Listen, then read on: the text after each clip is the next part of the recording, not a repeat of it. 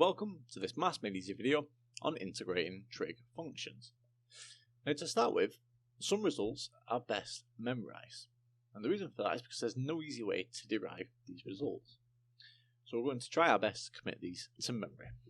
So our first result here is the integral of sine x with respect to x, and that result simply gives us minus cos x here. Okay. Our next integral here is cos x. So if we integrate cos x here with respect to x, then that simply gives us sine x. So that's sine x plus c here. And don't forget, we're going to include our constant of integration throughout, as we have no limits on the integral. Our next integral here is sec squared x. Okay. Well, for this integral here, our result is simply tan x. That's tan x. Our next integral that we want to commit to memory is the integral of cosec x. So cosec x, cot x. And this result here simply gives us minus cosec x. Our next result that we want to memorize here is the integral of sec x tan x. Okay, with respect to x here, this result simply gives us here sec x. And finally, the last result that we want to commit to memory here is the integral of cosec squared x with respect to x here. And in this case, the result we obtain here is minus cot x. Okay, so those results we want to try our best to commit to memory. And remember, if there's a coefficient before the x, we simply divide by this coefficient.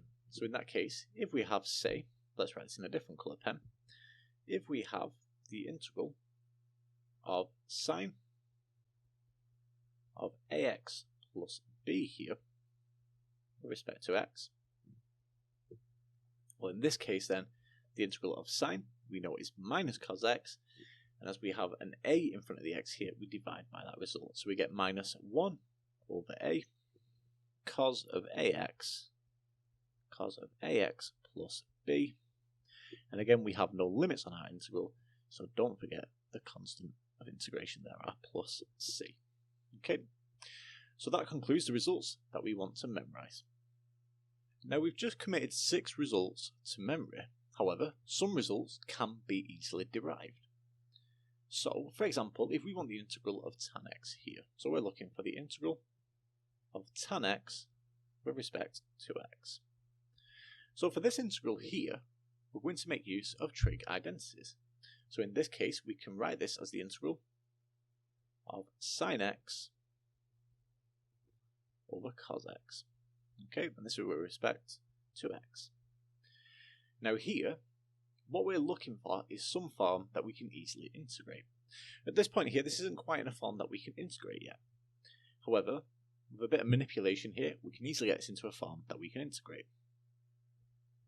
If we write this integral now as minus the integral here of minus sine x over cos x with respect to x here, notice now that this is an integral of the form here with a minus at the front of f prime of x over f of x. Okay, and remember, an integral of this type here gives us the natural logarithm of f of x, or the absolute of f of x here, our denominator. So that would give us minus the logarithm here, of the natural logarithm, the absolute of f of x. Okay, so all we need to simply do now is apply this result here to our integral. So therefore, our result here, the integral of tan x with respect to x, is simply given now as minus the natural logarithm of the absolute of f of x, where our f of x here is cos x. So it's going to be cos x here. Okay, and don't forget, as we have no limits, plus c here for our constant of integration. And that gives us the solution to our example to find the integral of tan x. And finally, moving on now to the double angle formulas and identities.